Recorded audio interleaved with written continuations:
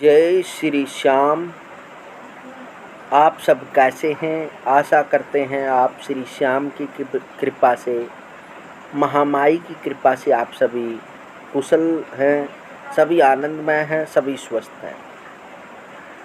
दर्शकों, आज जानेंगे भक्तों कि क्या है मन,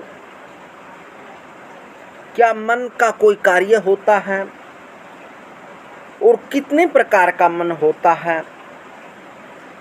आज मन के बारे में जानकारी प्राप्त करेंगे, क्योंकि मन का ही हमारा सुख दुख लाभ हानि सभी व्यक्ति को जो भी संसार में प्राप्त होता है, सुख दुख वह मन से ही होता है। जब अपने मन में हम धारण कर लेते हैं,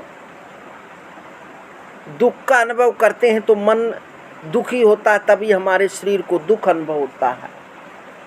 और जो हमारे मन को सुख होता है तो हमारा मन प्रफुल्लित होता है और शरीर भी हमारा सुख अनुभव करता है। उसी प्रकार जीव में मन का बहुत बड़ा महत्व बताया गया है। 3 प्रकार के मन बताए गए हैं: चेतन मन, अवचेतन मन और अचेतन मन। ज्ञानेंद्रियों के माध्यम से बाह्य विषय को ग्रहण करना चेतन मन का कार्य है और इनके सूक्ष्म भावों को अवचेतन मन स्वप्न में देखता है तथा अचेतन में ये सारे विषय संस्कार रूप में एकत्रित होते रहते हैं। यही एकत्रित संस्कार चेतन मन द्वारा कर्म के रूप में प्रकट होते हैं।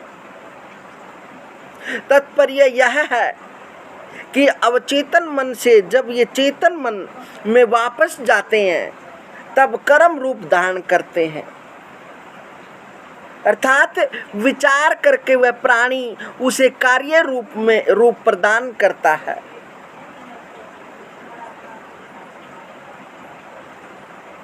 इसी प्रकार मन का बहुत बड़ा हमारा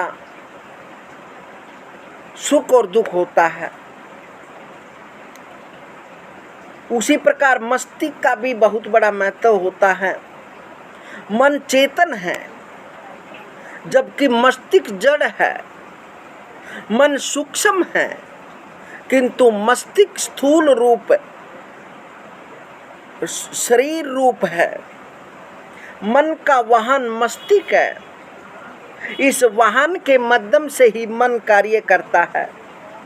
सामान्य अर्थों में किसी वस्तु को रखने के लिए आधार की आवश्यकता होती है।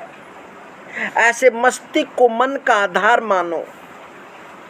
किसी भी जीवित प्राणी की यदि मृत्यु हो जाती है तो उसकी मृत्यु के साथ उसका मस्तिष्क भी मर जाता है, किंतु मन नहीं मरता। मन की कभी मृत्यु नहीं होती। मस्तिष्क के मर जाने के बाद भी मन जीवित रहता है। मस्तिष्क के बिना मन तो रह सकता है और कार्य भी कर सकता है, किंतु मन के बिना मस्तिष्क का रह पाना असंभव है। विचारों का आवागमन मन से होता है। जिस तरह जीप, ट्रक, बस, कार आदि सवारियां ढोती है, उसी प्रकार मन विचारों को ढोता है, अर्थात विचारों का वाहक मन है। मन का कार्य है बाहरी विचारों को ग्रहण करना तथा आंतरिक विचारों को व्यक्त करना, जबकि मस्तिष्क का ऐसा कोई कार्य नहीं है। मस्तिष्क एक यंत्र मात्र है जो विचार तरंगों को ग्रहण करके मन को प्रेषित करता है और मन उन विचारों को ग्रहण करने के पश्चात अभिव्यक्त करता है। 5 ज्ञानेंद्रियों से जो ज्ञान प्राप्त होता है, वे ज्ञानेंद्रियां अपने ज्ञान को मन तक पहुंचाती है। ज्ञान मन का होता है, मस्तिष्क को नहीं। इसी प्रकार यह सूक्ष्म जो स्थूल शरीर होता है, केवल यही मिटता है केवल मन नहीं मिटता और मन ही आत्मा होती है। इसलिए बोला गया है कि व्यक्ति को किए हुए कर्मों का जो फल होता है, अपने कर्मों के अनुसार ही व्यक्ति को सुख दुख अनुभव होता है। इसी प्रकार जैसे भी हमारा शरीर या मन में अच्छे विचार रखते हैं तो शरीर तो मन के अनुसार ही कार्य करता है। जैसा हम अच्छे विचारों में मन को लगाएंगे तो शरीर भी हमारा अच्छे कार्य करेगा, और यदि हम मन को बुरे कार्यों में लगाएंगे तो शरीर हमारा बुरे कर्म करेगा। इसलिए मन को अच्छा रखें, मन में अच्छे विचार रखें। यदि हम मन में अच्छे पॉजिटिव विचार रखेंगे तो हमारा शरीर भी पॉजिटिव कार्य करेगा। यदि हम हर समय मन में विषय वासना अनेक प्रकार के बुरे विचार भरे रखेंगे तो शरीर तो फिर अपने आप ही भोग लेता है। जब मन से भोग लिया जाता है तो शरीर तो भोगे या ना भोगे एक ही बात है। इसलिए बचाना तो मन को है। जिसने अपने मन को बचा लिया तो उसका तो शरीर पवित्र होता है, उसकी तो आत्मा पवित्र होती है, शुद्ध होती है। इसलिए मन तो हमारे अनेक प्रकार के 3 प्रकार के मन बताए गए, चेतन मन, अवचेतन मन और चेतन मन। लेकिन जो हमारा चेतन मन होता है, अवचेतन मन, वह स्वप्न देखता रहता है। जैसे भी हम निद्रा में जाते हैं तो वह अवचेतन मन हमारे बाहर घूमता रहता है, और उसको जो भी उसने प्रथम बार जो भी वस्तु या चीज, कोई भी चीज दिख जाती है उसी पर अपना नाटक रच देता है। यह अवचेतन मन का कार्य होता है। इसलिए है तो वो भी मन। इसलिए स्वप्न में दिखी गई कुछ बातें अगर सत्य भी होती हैं,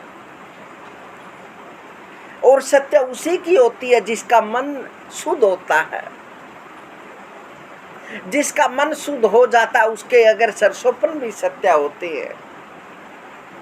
और जो अपने मन में बुरे विचार रखता और शरीर से भी बुरे कर्म करता, मन वाणी और शरीर से वह बुरे कर्म करता है, भला उस व्यक्ति के स्वप्न कैसे सत्य हो सकते हैं?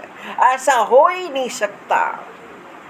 स्वप्न तो तभी शुद्ध आपके सत्य होंगे ना जब आप अपने मन को अच्छा रखेंगे, शुद्ध रखेंगे, अच्छे विचार रखेंगे, तभी हमारी वाणी भी अच्छे वचन बोल पाएगी, अच्छे शब्द बोल पाएगी, हमारा शरीर भी अच्छा कार्य करेगा।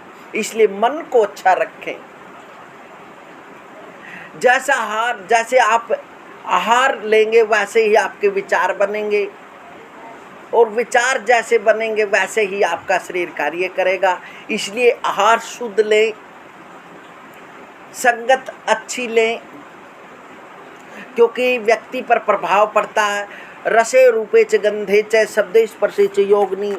इसलिए रस का, रूप का, गंध का, मान का, बढ़ाई का, आराम का आदि शरीर पर प्रभाव पड़ता है। शब्द सुख भी होता है। शब्द सुख वह सुख है जिसके सुनने से खुशी का अनुभव होता है, जैसे गीत, संगीत, चुटकुले, हंसी मजाक। स्पर्श सुख भी होता है। किसी वस्तु के स्पर्श से यदि आपको आनंद की अनुभूति होती हो तो स्पर्श सुख होता है। रूप सुख भी होता है। सौंदर्य को आप रूप सुख कह सकते हैं। रस सुख भी होता है। रस सुख वह है जिसे आप पीकर अनुभव कर सकते हैं। गंध सुख भी होता है। नाक द्वारा किसी सुगंधित पुष्प, सेंट, परफ्यूम की खुशबू जब प्राप्त होती है तो मन प्रसन्न हो जाता है।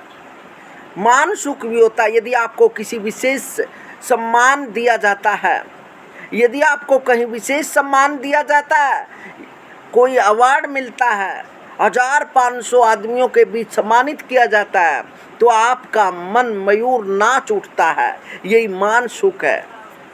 बड़ाई सुख भी होती है। बड़ाई सुख वह सुख है जिसकी तुलना कर पाना असंभव तो नहीं, किंतु थोड़ा कठिन जरूर है, क्योंकि अपनी स्वयं की बड़ाई सुनकर हर कोई प्रसन्न हो जाता है, चाहे वह अच्छे कर्म करने वाला व्यक्ति हो या बुरे कर्म वाला।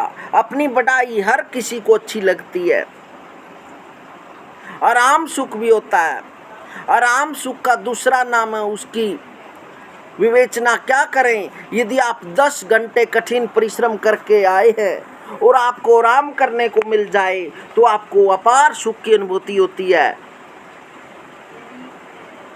इसलिए यह आराम सुख होता है। इस प्रकार से ये जितने भी सुख प्राप्त करते हैं ये शरीर द्वारा होते हैं, मन द्वारा होते हैं। इसलिए अपने मन को अच्छा रखें, अच्छे विचार रखें, अच्छी संगत लें, अच्छा आहार लें, अच्छे विचार लें। अच्छे विचार तभी आएंगे जब आप अच्छी संगत में रहेंगे, अच्छा आहार लेंगे। दर्शकों यह बात कैसी लगी कमेंट के माध्यम से ज़रूर बताएं, और आशा करते हैं इस चैनल पर दी गई हर जानकारी आपको अच्छी लगती होगी। इसी प्रकार इसी चैनल को आप सभी का प्रेम मिलता रहे, क्योंकि आप इस चैनल के हमारे परिवार के सदस्य हैं। जो भी किसी चैनल पर यदि कमेंट कर लेता है या सब्सक्राइब कर लेता है वो उस चैनल का हिस्सा बन जाता है। वह कोई भी अपने मन की बात या कोई जानकारी देना चाहता है तो कमेंट के माध्यम से दे सकता है। इसलिए आप इस चैनल के परिवार के सदस्य हो, आप अपनी राय दे सकते हैं और अपना अनुभव भी बता सकते हैं। हरिओम हरिओम।